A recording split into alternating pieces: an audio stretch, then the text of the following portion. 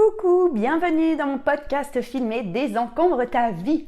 Tu m'écoutes peut-être en podcast, dans ta voiture, dans ton lit, au boulot, aux toilettes, où tu veux. En tout cas, bienvenue. Si tu m'écoutes sur Apple Podcasts, Deezer ou Spotify, n'hésite pas à me laisser un commentaire et à me mettre une note. 5 étoiles, c'est encore mieux. Si tu me regardes sur YouTube, sur ma chaîne Désencombre ta vie, bienvenue aussi. Tu auras le privilège de me voir dans ma cuisine.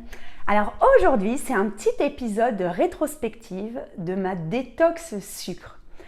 Je ne sais pas si tu me suis depuis longtemps, il y a 1 an et demi, à peu près en avril, à peu près au mois de mai 2022, j'ai proposé un challenge 21 jours sans sucre à ma communauté. On l'a fait 2 fois.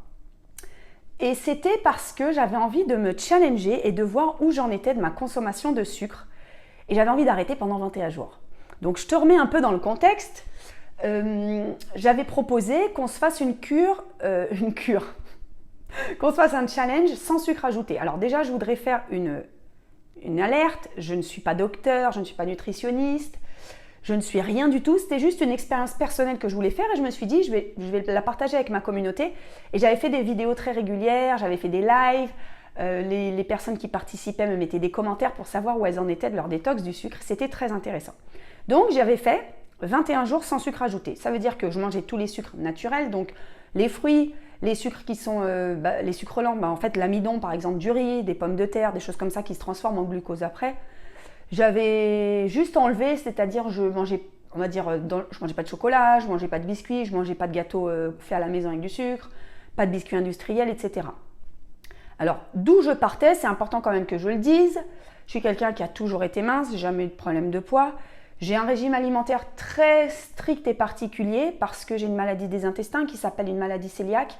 Donc je suis intolérante au gluten et aux produits laitiers. Donc déjà, je suis quelqu'un qui mange pas...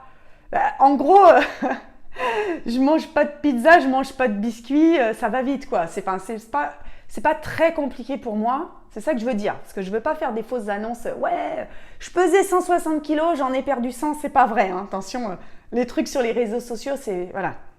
Moi, je veux dire la vérité d'où je partais, c'est juste que je me demandais où j'en étais vis-à-vis du sucre. J'avais pas l'impression du tout d'avoir une addiction, mais je me suis rendu compte que c'était quelque chose qui avait beaucoup chez mes amis proches, et beaucoup chez les femmes dans ma communauté avec qui j'avais échangé sur ce sujet. Donc je me suis dit, on va voir si j'y arrive.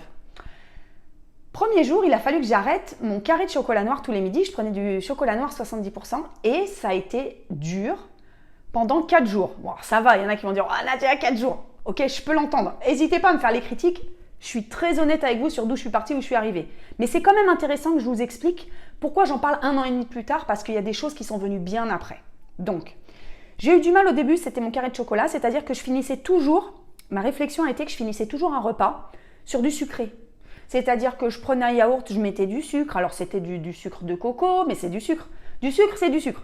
Alors il faut savoir qu'en biochimie, du sucre, c'est du sucre. Moi, je ne suis pas biochimiste, je suis biologiste de formation. Voilà, ça ne me donne pas forcément une crédibilité sur le domaine de la nutrition ou du glucose. C'est pas du tout. Moi, j'étais spécialisée en biotechnologie végétale. Donc, rien à voir avec le mécanisme du glucose ou la biochimie.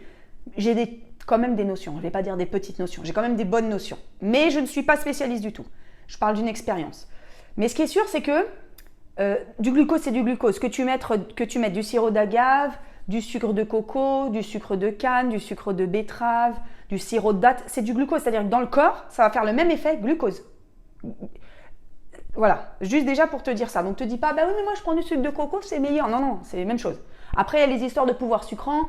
Il y a des choses où tu... Et je parle pas des sucrants synthétiques, type les édulcorants, comme les sucrètes et tout là. Je parle pas de ça. Mais les sucres naturels, ça donne glucose dans le sang. En gros, voilà, tu mets du sucre, tu l'avales, ça se transforme en glucose dans ton sang. Donc l'effet du glucose, c'est toujours ça qui est étudié. Donc en fait, moi, je m'étais rendu compte que je devais finir tous mes repas par du sucre. Alors pas énormément, mais un yaourt nature, je mettais du sucre. J'avais mon petit carré de chocolat. Qu'est-ce que je faisais? Par exemple, je prenais des chocolats chauds. Moi, je bois du lait de riz. Je ne prends pas du lait de vache, mais je prenais du lait de riz avec du chocolat chaud, avec un peu de sucre. Voilà, je tartinais, par exemple, j'avais parfois, alors j'ai jamais été trop pâte à tartiner, mais qu'est-ce que je pouvais mettre? Bon non, je suis pas confiture. Bon, j'avais pas énormément de consommation de sucre, mais j'avais des biscuits sans gluten avec du sucre, je faisais des gâteaux à la maison avec du sucre. Qu'est-ce que j'avais d'autre? Bon, tu vois un peu. Et puis surtout, tous mes petits déjeuners étaient sucrés. Très important. Donc je prenais par exemple des flocons d'avoine qui se transforment de toute façon en glucose, mais j'avais toujours des petits déjeuners sucrés. Je pouvais avoir des tartines. Mais qu'est-ce que je mettais sur mes tartines? Non, j'ai toujours mis franchement de la purée de cacahuètes. 100% purée de cacahuètes. C'est un très très bon pour ceux qui cherchent des choses à tartiner. Il y a des lipides très intéressants pour la santé et c'est des protéines. Mais bon, je me suis dit comment est-ce que je peux essayer de ne plus finir mes repas sur du sucré. Donc ça a été le plus dur. C'est-à-dire que j'ai fini mes repas sur yaourt nature. Bon, ça a été le plus dur. Bon, vas-y, j'ai mis 4 jours ou 5 jours. Je me suis dit, ok, c'est faisable. Ensuite, j'ai changé mon chocolat. Je suis passée au chocolat noir 100%. Alors, je sais que vous allez être beaucoup à dire, ah, Nadia, c'est dégueulasse, c'est pas possible. Ouais, je l'entends. Mais en fait, moi, j'étais déjà chocolat 70% à 90% à peu près. Mon préféré, c'était le 93% de la marque Love Shock. Donc déjà, j'étais déjà ardos en chocolat noir. Moi, je ne mange pas du Milka, chocolat au lait, machin, je déteste ça. Donc, je suis passée au 100%. J'ai essayé beaucoup de marques, vraiment beaucoup de marques. Je ne saurais pas en citer. Je peux citer celle que j'utilise aujourd'hui. C'est la marque Dardenne, noir 100% avec rien dedans. Et franchement, il est hyper crémeux parce que je pense que le ratio beurre de cacao et cacao est plus grand que sur certains 100% qui sont assez secs. Donc aujourd'hui, ce qui est rigolo, c'est que je suis passée au cacao 100% et en même temps, j'en mange quasiment plus du chocolat. Donc je me suis quand même dit que c'était quand même une addiction au sucre plus qu'au chocolat que j'avais. Parce qu'aujourd'hui, j'en prends quand j'y pense. Peut-être 2 fois dans la semaine, je vais manger 2 petits carrés ou une petite barre. Mais une petite barre, c'est... il y a combien? Il y a 6, 60... C'est 10 grammes quoi. 10 grammes de chocolat, je vais pas loin avec ça. Donc déjà, première réflexion, je finissais tous mes repas sur du sucré, je ne voulais plus. Deuxième réflexion importante, j'ai fait un plan pour cette vidéo hyper importante pour moi parce que j'ai réfléchi depuis longtemps, donc je vais consulter mon plan. J'ai fermé la page de mon plan. Deuxième réflexion importante que j'ai eue, voilà, c'est là. Donc le départ, mon régime alimentaire est équilibré. C'était important quand même que je le dise. Moi, j'ai toujours mangé beaucoup de légumes. Je grignote pas beaucoup. Non, mais je grignote pas. Par contre, j'ai pas toujours été comme ça. Il y a 15 ans, j'entamais un paquet de granola, je me le finissais. Je savais pas manger 2 biscuits. J'étais beaucoup plus sucre. Je mangeais des Kinder Delice à la noix de coco, je bouffais des Pringles, voilà. C'est plus le cas du tout. Depuis que j'ai été malade, que j'ai été diagnostiquée de ma maladie cœliaque, que j'ai été très très très malade, j'ai été consciente que ce que je rentre dans ma bouche, tout comme ce que je rentre dans ma tête, c'est ça qui fait ma santé, c'est ça qui fait mon moral. Et c'est ça qui fera, je l'espère, ma longévité. En tout cas, c'est ça qui fait ma santé aujourd'hui. Je parle pour l'instant présent. Donc, je t'ai dit d'où je suis partie. Ensuite, il faut que je te parle du fait que j'ai découvert un livre qui a changé ma vie, qui s'appelle Glucose Révolution. J'en ai parlé dans des lives. Encore une fois, je ne suis pas sponsorisée. Je ferai un jour une vidéo là-dessus. Tous les conseils que je partage, les noms de gens que je donne, de livres, etc. Moi, je touche jamais de commission. C'est mon principe aujourd'hui. Peut-être que ça changera un jour. Pour le moment, ça n'a pas changé. Donc, je suis sollicitée toutes les semaines pour des partenariats. J'en ai jamais accepté un seul. Quand je vous dis va voir un tel, va à la conférence d'un tel, c'est gratuit. Je demande, même quand on me propose, je dis je ne demande pas d'argent. Voilà, important. Donc le livre Glucose Révolution de Jessie Inchauspé, c'est une Française qui a étudié en Angleterre, qui est très connue sur les réseaux sociaux aux États-Unis, etc., qui a un livre qui s'appelle Glucose Révolution. Donc elle est biochimiste de formation. La biochimie, c'est l'étude des mécanismes biologiques et chimiques qui se passent dans l'organisme. Donc l'étude des mécanismes biologiques et chimiques qui se passent dans l'organisme, par exemple à l'ingestion d'aliments, de nutriments particuliers. Donc elle a étudié l'ingestion du glucose et la dégradation du glucose. Je vais trop loin dans l'explication. Qu'est-ce qui se passe quand on mange du sucre? Qu'est-ce que ça fait après dans l'organisme? Voilà. En fait, son travail, c'est de la vulgarisation scientifique. Donc elle synthétise tous les articles et les recherches scientifiques qui ont été faites et elle a synthétisé ça dans son livre. Alors il est très accessible aux gens qui ne sont pas biologistes et pas biochimistes, moi je trouve. Mais il a quand même une petite vision scientifique que j'ai appréciée particulièrement puisque je connais le sujet, pas un peu. Donc la glucose révolution, en gros, c'est quoi? C'est de dire que quand on ingère du sucre, dans notre corps, le glucose va passer donc dans l'estomac, dans l'intestin, c'est dégradé en petits bouts, donc en glucose. Bon, on ingère par exemple du saccharose, il y a un type de sucre. Tous les sucres qu'on ingère, j'essaie de faire simple, j'ai du mal, tous les sucres qu'on ingère vont finir en glucose. Même les pâtes, le pain, etc. Le riz. Donc en fait, ce qu'elle explique, c'est qu'est-ce qui se passe quand on ingère du glucose. En fait, quand on ingère du glucose, après, il y a un pic de glucose dans l'organisme. C'est-à-dire qu'il y a beaucoup de glucose qui est relâché dans le sang et dans l'organisme. Et qu'est-ce que ça fait, ces pics de glucose? En fait, ça fait plein de désagréments. Et des désagréments auxquels on n'est pas habitué, pour lesquels on n'a jamais eu d'informations. Je te donne un exemple. Moi, jusqu'à l'âge de 30 ans, je disais, si je déjeune pas dès que je me lève le matin, je fais de l'hypoglycémie. Ce que je croyais être, j'ai pas assez de sucre, j'ai besoin de sucre. Il y a plein de gens, ma cousine, Maria, si tu me regardes, qui me dit, moi j'ai besoin de manger dans la journée parce que j'ai des pics d'hypoglycémie, donc je mange du sucre. En réalité, dans le livre Glucose Révolution, elle déconstruit cette construction qui est fausse, elle déconstruit cette idée. En réalité, on n'a jamais d'hypoglycémie parce que on se crée le pic de glucose et on se crée le fait que quand il y a un pic de glucose, après ça redescend bas avant de revenir à une stabilité. Donc en fait, c'est en mangeant du glucose qu'on se crée l'hypoglycémie. Donc c'est hyper intéressant comme concept. Et moi, je vais te donner mon expérience. En plus de ma maladie des intestins, donc j'ai une santé qui est stabilisée, mais j'ai un système immunitaire qui est très affaibli, puisque j'ai 2 maladies auto-immunes, et j'ai un système digestif qui n'est pas simple, j'ai un ulcère, j'ai une hernie hiatale, et j'ai du reflux gastro-œsophagien. Mon reflux gastro-œsophagien me pompe l'air depuis quelques temps, depuis des mois et des mois, donc j'étais passée au jeûne intermittent, en me disant, bon, je vais voir, est-ce que si je mange pas, parce que quand je mange pas, parfois j'avais des reflux quand je mangeais, mais je me suis dit, je vais essayer de comprendre. Donc je suis passée au jeûne intermittent, c'est-à-dire que je mangeais 2 fois par jour, le midi et le soir, et je ne mangeais pas le matin. Et je m'étais dit, purée, si je ne mange pas le matin, rappelle-toi mon idée, je vais mourir, je vais faire hypoglycémie, je vais m'évanouir, je vais avoir besoin de sucre et tout. Bah écoute, je l'ai fait pendant 1 an, au moins 1 an et demi, parce que là en ce moment je fais différemment. Mais en fait, je me suis rendu compte qu'au bout de 3 ou 4 jours, quand je me levais le matin, en réalité, j'avais pas faim, et surtout, j'avais pas de pic de glycémie. Et j'avais pas surtout d'hypoglycémie. Je me suis dit, mais comment c'est possible? Je me rappelle dans ma vie plein de fois avoir fait des crises d'hypoglycémie, à m'être évanouie, etc. Je me suis dit, c'est marrant parce que quand je diminue le sucre dans la journée où j'en prends plus du tout, ah oui, parce qu'après ma détox 21 jours, je t'ai pas dit que j'ai continué en fait. J'ai fait 3 mois et demi sans sucre complet, complètement sans sucre, 0 sucre. Et après, j'en ai pris un tout petit peu, et tu vois, là, en vrai, dans ma vie de tous les jours, j'en ai plus du tout. Et donc, je me suis rendu compte que j'avais pas d'hypoglycémie. J'avais pas de crise d'hypoglycémie, en fait, ça n'existait plus dans ma vie. Je me suis dit, waouh, c'est bizarre. Ensuite, je me suis rendu compte que j'avais pas faim le matin. Et je me suis posé la question, Nadia, est-ce que tu es capable de manger que lorsque tu as faim? Parce que moi, je fais partie des personnes qui expérimentent quand même la faim. Hein. Moi, j'ai des copines qui me disent, j'ai jamais faim parce que je mange toute la journée. Moi, quand je vais à table, souvent, j'ai faim. Mais souvent aussi, j'allais à table, j'avais pas très faim, notamment le soir pour dîner avec mes enfants. Donc je me suis dit, Nadia, tu vas manger que quand tu as faim. Et là, je me suis rendu compte de quoi? Que moi, je ne suis pas calée sur les horaires des repas de tout le monde. Le petit-déj le matin, le repas le midi, le repas le soir. Moi, le midi, j'ai très faim. J'ai faim entre midi et demi, 13h, je peux me faire un super bon repas. Mais en fait, quand j'ai bien mangé le midi, déjà, j'ai pas faim au goûter, j'ai pas de goûter. Et je m'étais rendu compte que souvent, le soir, j'ai pas faim. Et ben, j'ai sauté mon dîner. Et pendant longtemps, je fais mon régime intermittent, donc mon jeûne intermittent, en dînant pas et en prenant un bon petit-déj le matin. Et mon petit-déj, je suis passée à du salé. Nadia Alami qui passe à du petit déjeuner salé. Alors ça, mais franchement, j'aurais jamais cru ça possible dans ma vie. Et pourquoi j'en suis arrivée là? Parce que je n'ai plus le besoin du sucre sur ma langue. Quand je me lève le matin, je ne pense pas au sucre. Quand j'ai faim, je ne pense pas au sucre. Quand je finis un repas, je ne pense pas au sucre. Je ne pense plus jamais au sucre.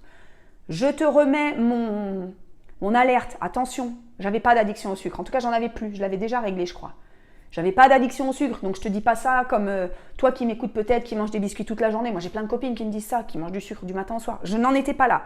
Mais quand même, se rendre compte que je ne pense plus au sucre. Quand je ne suis pas bien, que je n'ai pas le moral, en fait, je ne prends pas de sucre. J'ai changé mes mécanismes.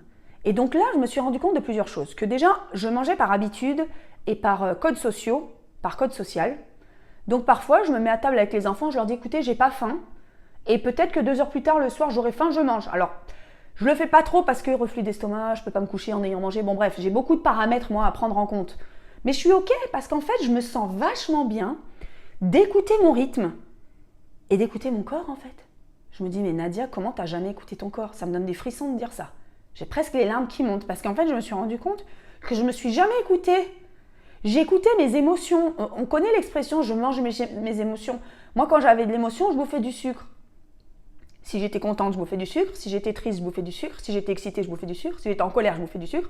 Donc en fait, le sucre était le remède à tout. Mais le sucre, c'est de la merde. Je suis désolée du terme, mais le sucre, c'est de la merde. Le sucre, ça fait crever les gens, en fait. Ça fait, à partir du moment où tu le mets dans ta bouche jusqu'à ce qu'il ressorte, ça fait crever les gens. Ça fait crever le monde, le sucre. Et donc, je suis hyper contente de me dire que je me suis débarrassée de cette MERDE. Et donc, ça a été un long chemin. On est 1 an et demi plus tard. Donc, je vais te... Ah oui, alors, je suis mon plan quand même, parce que là, j'en suis déjà à 16 minutes. Je vais faire une vidéo de 40 minutes. Mais c'est pas grave, il faut que je te parle de tout. Ce que j'ai remis en place aussi en 1 an et demi, c'est que j'ai remis en place les 3 piliers importants dans ma vie. Donc, je te l'ai dit, l'alimentation est quelque chose de très important pour moi parce que j'ai une fragilité au niveau du système digestif, mais je le prends comme un cadeau. Je le prends comme un cadeau qui me dit qu'est-ce qui est bon pour ma santé. Ne pas manger de gluten, c'est bon pour ma santé. Ne pas ingérer de produits laitiers, c'est bon pour ma santé. Manger sainement, manger aucun produit industriel, me faire des légumes, des fruits. Donc, je suis végétarienne en plus, hein. Ça, c'est un choix personnel, philosophique. Manger des choses saines, je mange des féculents, je mange beaucoup de légumineuses. Tout ça, c'est un choix de vie. Donc, j'ai remis en place mes 3 piliers, l'alimentation, le sommeil et le mouvement. Je suis quelqu'un qui a toujours été sportive, mais quand je me suis séparée, j'étais seule avec mes enfants, j'ai ma société, etc. Parfois, je laissais toujours ça un peu derrière. Oh là là, je n'ai pas fait de sport cette semaine. J'ai mal au dos, j'ai mal aux jambes, je suis fatiguée. Je me suis dit, Nadia, c'est plus une option en fait. Les 3 piliers qui sont le sommeil, l'alimentation et le mouvement ne sont plus une option. C'est une obligation pour moi. Avec quelles conséquences et quel but? Le moral. J'ai une grande conscience du fait que j'ai besoin d'avoir le moral dans ma vie parce que je me sens vachement plus heureuse quand j'ai le moral, parce que je suis une meilleure maman quand j'ai le moral, parce que je suis une meilleure entrepreneuse quand j'ai le moral, je suis une meilleure coach pour vous, je suis plus efficace et je suis en meilleure santé. J'ai une santé mentale qui n'a pas toujours été simple dans ma vie. J'ai fait 4 épisodes dépressifs dans ma vie, donc 2 épisodes de dépression majeure, donc 2 grosses dépressions, dont l'une qui m'a emmenée dans mon lit pendant 8 mois, il y a plus de 15 ans. Donc, je suis consciente que j'ai une faiblesse à ce niveau-là. Et aujourd'hui, c'est plus une faiblesse. Aujourd'hui, c'est une grosse prise de conscience. Ce sont des actions que j'ai mises en place pour avoir une vie chouette, une vie alignée. Donc, je te conseille de te poser la question, ces 3 piliers, est-ce que tu les mets en place dans ta vie? Ton alimentation, ton sommeil et le mouvement. Ce que tu mets dans ta bouche, c'est quoi? C'est quoi? Si c'est du caca que tu mets dans ta bouche, ta santé ne sera pas bonne. Si tu te dis ce que je mets dans ma bouche, comment je nourris mon corps, comment je nourris mon esprit, c'est le plus important de ma vie, je pense qu'on est sur la bonne voie. Alors, je ne veux culpabiliser personne, les femmes qui m'écoutaient, qui ont du sucre, qui sont en surpoids, vous êtes nombreuses et je suis de tout cœur avec vous. Sachez juste que ce sont des prises de conscience et qu'on peut essayer même de diminuer un peu. Pendant le challenge 21 jours sans sucre, il y a des dames qui n'ont pas arrêté le sucre, il y en a plein qui n'ont pas réussi, qui sont en dépendance complète, mais elles ont diminué un peu. Ou alors quand elles mangeaient, prenez conscience. Ah tiens, pourquoi là j'ai mangé du chocolat? Pourquoi là j'ai mangé un paquet de granola? Je ne suis pas sponsorisée par granola, mais c'était bon les granolas quand j'en mangeais. En fait, juste se poser la question, pourquoi je mange? Émotion forte, émotion faible, enfin forte ou faible, émotion positive, émotion négative, qu'est-ce qui fait que je mange ça? Donc, je t'ai parlé de mes 3 piliers. Ensuite, je vais te parler quand même de ma perte de poids. Il faut que je sois honnête aussi de te dire que j'ai perdu du poids. Alors, j'ai perdu du poids pour plusieurs raisons. Déjà, j'applique la méthode glucose révolution qui est de manger les aliments dans un certain ordre. C'est-à-dire que des études scientifiques ont prouvé que si on commence un repas par des légumes vinaigrés, donc par exemple une vinaigrette avec des carottes râpées, de la salade, des concombres, en fait le vinaigre tapisse la voie digestive, donc la bouche, l'œsophage, l'estomac, et fait que l'assimilation des sucres après, sucre ou sucre lent, est moins rapide et provoque un plus petit pic de glucose. J'espère que j'ai perdu personne. Donc, j'ai appliqué le fait de manger les aliments dans l'ordre. Donc, commencer par un légume cru ou cuit vinaigré, je le fais la plupart du temps. Ensuite, manger donc légumes, protéines et sucre. Sucre, ça va être les sucres lents, les glucides par exemple. Je te donne l'exemple de mes repas. Donc moi je suis végétarienne, sans glucose, sans lactose, sans gluten. Par exemple, je vais commencer par des carottes râpées à la vinaigrette. Ensuite, je vais avoir dans mon assiette, j'ai toujours plusieurs choses. Je vais avoir une protéine végétale. On va dire des flageolets. On va dire que j'ai des flageolets, des brocolis et du riz. Okay, donc les brocolis, c'est les légumes verts, les flageolets, c'est la protéine et le riz, c'est les glucides, on en a besoin. Donc je vais mettre de l'huile, tout ça, je vais mettre de l'huile d'olive. Moi, j'aime bien mettre des graines, je mets des algues nori. C'est les algues qui sont autour des sashimi, autour des makis. Je mets des algues, des choses comme ça. Donc il faut toujours mettre des lipides, donc des graisses. Mais je vais commencer par le brocoli, après je vais manger les flageolets et après je vais finir par le riz. Comme le riz est assimilé et mangé à la fin, les autres choses ont tapissé. Donc le vinaigre du début, les légumes et tout, ça a tapissé, ça fait que mon riz, qui va se transformer donc en glucose, parce que c'est de l'amidon qui est coupé, qui se transforme en glucose, le riz va être assimilé, le glucose du riz va être assimilé moins vite et le pic de glucose va être plus faible. Ça veut dire quoi? Ça veut dire que moi, je ne suis jamais fatiguée après un repas. Bon, et à la fin, je vais prendre un yaourt végétal. Bon, c'est tout. Peut-être tu trouves que c'est... Bon, moi, j'adore ces repas-là, ça me nourrit. J'ai pas faim après. J'ai pas de pic de glucose, c'est-à-dire que j'ai pas envie de dormir. J'ai pas de grosse fatigue après. Je me sens hyper bien. Et ce qu'on peut faire après, c'est de l'exercice. Elle conseille de pouvoir faire, par exemple, 30 squats après un repas. Pareil, les études scientifiques ont montré que si on marche 10 minutes après un repas, ça lisse la courbe de glucose, le fameux pic. Donc moi, je m'applique ça aussi. Ça fait que je suis toujours en forme en fait. J'ai pas ces fameux pics d'hypoglycémie. J'ai pas ces fringales. J'ai pas cette envie de sucre. Et je mange hyper sainement. Alors je mangeais déjà sainement, je le redis. Je veux pas donner de fausses informations, de dire que je suis passée de junk food à je mange des brocolis, c'est pas vrai. Mais je me sens hyper bien, je me sens me faire du bien, ce qui est pas évident et ce qui a pas toujours été évident pour moi. J'ai pas toujours eu la sensation de faire du bien à mon corps. Moi, je suis quelqu'un qui a toujours été beaucoup dans l'énergie masculine, le yang, c'est-à-dire l'action, la réflexion, on y va vraiment couper le corps et l'esprit. Et aujourd'hui, je reconnecte, je fais un travail de reconnexion de ma tête et de mon corps. Et je me rends vraiment compte que ce que je mets à manger dans mon corps nourrit mon esprit, nourrit mon intellect, nourrit mon moral et vraiment me rend plus heureuse. Dans cette continuité, je voudrais expliquer quelque chose. Aujourd'hui, si je prends du sucre, alors vous me croyez pas, c'est un ressenti personnel, il n'y a pas d'études scientifiques sur le truc. Je vais vous expliquer quelque chose. Le week-end dernier, j'étais à un séminaire d'entrepreneuses, c'était super sympa, The Bee Show. C'est un séminaire où on était 300, organisé par Aline Bartoli du podcast Je peux pas, j'ai business. Donc c'était super bien. Encore une fois, je ne suis pas sponsorisée. Pourquoi je parle de ça? Parce qu'il y a une entrepreneuse dans la salle qui est pâtissière et qui fait des cookies. Et qui a offert des cookies. Donc moi, si tu le sais, je ne mange pas de cookies. Déjà parce que je ne mange pas de gluten, je ne mange pas de beurre, bref. Mais je me suis dit, purée, le cookie là, il m'attire vraiment. Je vais faire un petit écart. Donc je suis capable de faire parfois des petits écarts, j'en fais pas souvent. J'en fais peut-être une fois tous les 2 mois ou 3 mois, mais je me suis dit, je vais manger la moitié d'un cookie pour voir combien il est bon. J'avais pas d'autre idée, mais il m'attirait. Donc j'ai mangé la moitié d'un cookie au chocolat. Donc t'imagines cookie, hein, 100% sucre. Donc je l'ai mangé doucement pour essayer de voir le goût parce que c'est des choses que je mange plus du tout. Déjà je sais plus trop ce que c'est le goût du sucre. Un cookie, je sais plus la texture, enfin c'est un peu tristoun, mais ma vie est comme ça, j'ai pas le choix, donc je suis ok maintenant avec ça, j'en pleure plus. Et j'ai vraiment apprécié, c'est-à-dire que peut-être beaucoup plus que certaines personnes qui en mangent tous les jours, ça me fait monter un peu d'émotion. J'ai vraiment apprécié de manger la moitié de ce cookie. L'émotion qui me vient, c'est que pendant des années, j'ai pleuré de ne plus pouvoir manger comme tout le monde. Pas pouvoir manger des pizzas, des pains au chocolat, des tartines de pain. La preuve, si je pleure, c'est que peut-être peut-être que c'est pas tant réglé que ça, mais bon, c'est ok. C'est ok. Je sais pas si c'est ok. Bon, bref, donc j'ai mangé la moitié de ce cookie. Je pleure d'émotion parce que je l'ai vraiment apprécié. C'était très bon. C'était vraiment très bon. C'était très sucré. Vraiment très sucré. J'ai une tolérance au sucre qui est moindre. C'était vraiment très sucré pour moi. Mais c'était bon. Il y avait des morceaux de chocolat qui fondaient. Il y avait des morceaux de chocolat blanc, des morceaux de chocolat au lait. Il y avait une texture. Franchement, ils étaient super bons. Si ça vous dit, c'est Cookie Imagination. Cookie Imagination, elle est sur Insta. Franchement, elle fait des cookies de dingue. Et en fait, donc, je l'ai mangé, j'ai apprécié, je me suis dit c'est super. Donc un demi-cookie, c'était des gros cookies, mais j'ai mangé la moitié. Et en fait, à peu près 15 minutes, 20 minutes plus tard, je me suis sentie mal.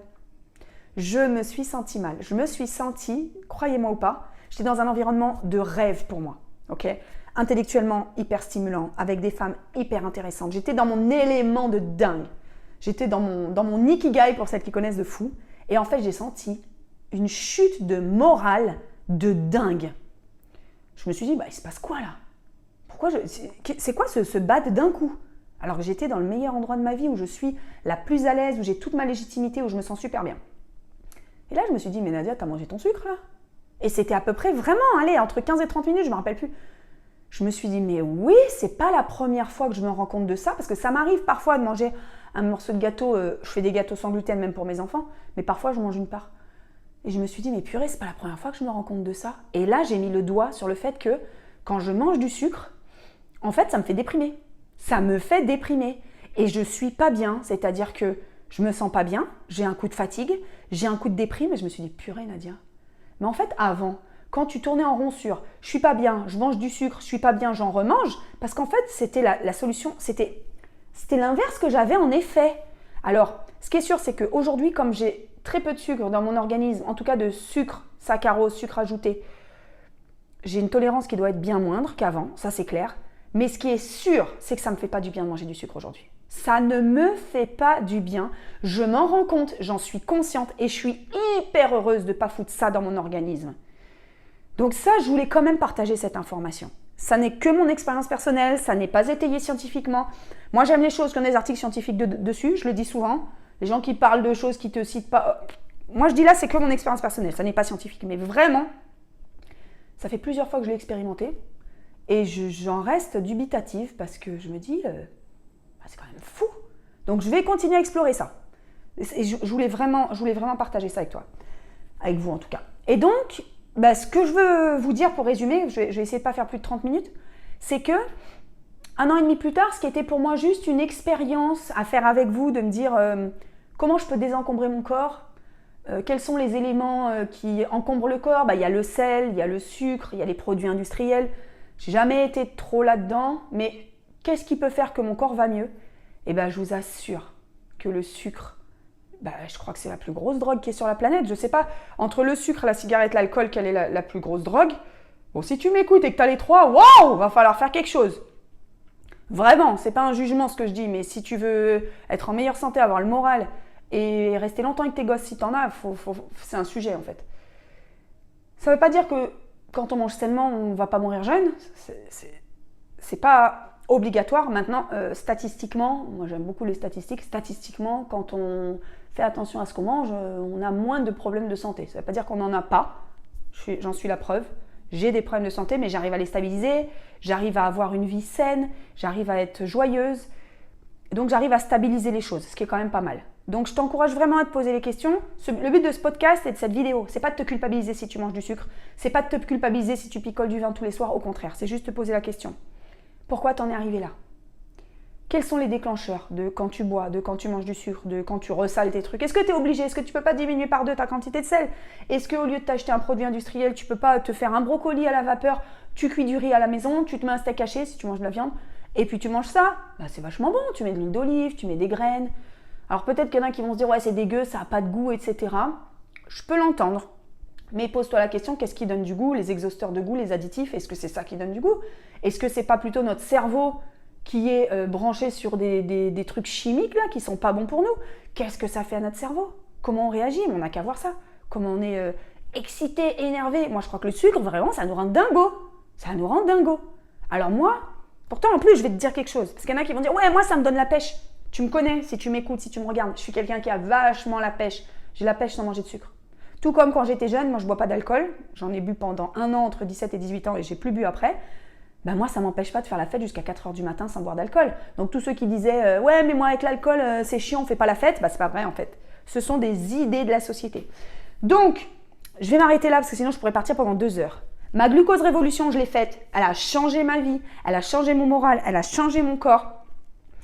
Volontairement, je n'ai pas dit combien j'ai perdu de poids parce que je ne veux pas vous mettre des choses qui ne sont pas adaptées à vous, etc. Je voulais juste vous dire que je me sens mieux. En plus, je fais beaucoup plus de sport, donc j'ai pris, c'est pas énorme, mais 2% de masse musculaire en plus en 6 mois là. J'ai une IMC qui est très raisonnable, j'ai le moral, j'ai un corps qui me plaît, c'est jamais... Voilà, mon rapport au corps est pas simple, il l'est pas quand on est une femme, il est rarement. Mais en tout cas, j'ai le sentiment de faire ce que je peux, de faire de mon mieux pour mon corps. Faire de son mieux, c'est déjà beaucoup. J'espère que cet épisode t'a plu, j'espère qu'il t'a pas ajouté une charge. J'espère surtout qu'il t'a donné des pistes de réflexion, des pistes d'action, c'était le but. Moi, mon but, c'est 0 culpabilité. Je veux surtout pas, toi qui m'écoutes, vous, mon audience, que vous culpabilisiez par rapport à moi. C'est pour ça qu'en général, j'aime pas trop me prendre en exemple. Parce que j'estime que j'ai quand même fait un chemin particulier sur beaucoup de domaines qui n'est pas le chemin qu'a fait tout le monde. Mais je vous invite à commencer votre chemin. Je vous invite à faire le premier pas sur ce chemin. Ok, la méthode des petits pas, c'est un pas après l'autre. Commence ce chemin. Moi, je l'ai commencé un jour et j'y étais pas avant.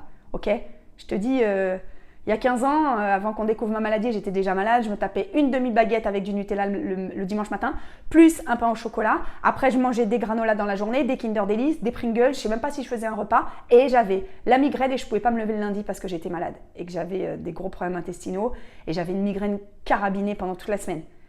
Aujourd'hui, ça va beaucoup mieux. Et puis la migraine n'existe plus dans ma vie. Ça sera un autre sujet. Donc écoute, je te remercie de m'avoir écouté jusqu'au bout. J'ai dépassé les 30 minutes. Merci pour ton soutien. Abonne-toi à ma chaîne YouTube. Abonne-toi sur les réseaux sociaux Instagram. Je serai bientôt sur LinkedIn, donc j'y suis, mais pour le moment pas active. Mais je vais communiquer dessus. Mets-moi une note, mets-moi des commentaires, je réponds à tous les commentaires en particulier. Je te fais des bisous, je te dis à bientôt et merci pour ton écoute. Ciao, ciao!